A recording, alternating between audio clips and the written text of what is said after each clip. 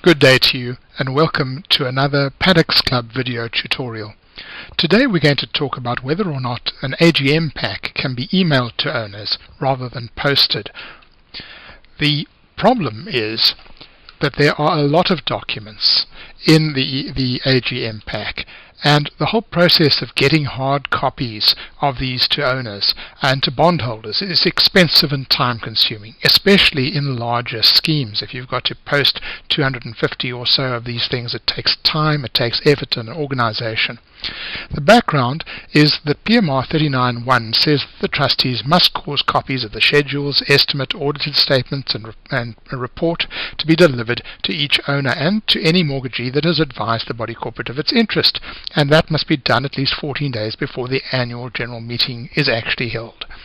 And where must that be delivered to?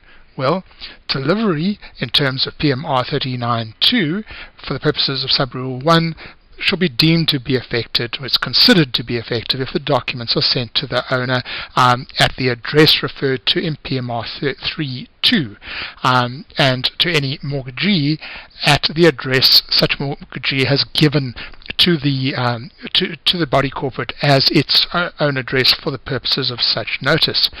Now, the default service address for owners in terms of PMR 3.2 is the section that they own, but normally, especially if they are not resident of the scheme, they will give the body corporate another address.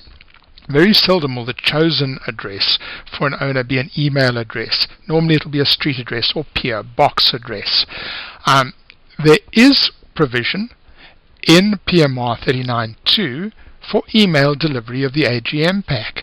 It says that provided that delivery for the purposes of Sub-Rule 1 is also deemed to have been effected on the owner if the said documents are transmitted by fax or electronic mail to a fax or email address specified by such owner in writing for the purposes of receiving that documentation, which specification shall only be effective on receipt when it is received by the body corporate at its own domicilium. So what is the conclusion now? Well, trustees can only send AGM packs to owners by email if those owners have chosen an email address as their domicilium under PMR 3.2, or if they have communicated to the body corporate an email address and specified this as the address for service of the AGM pack.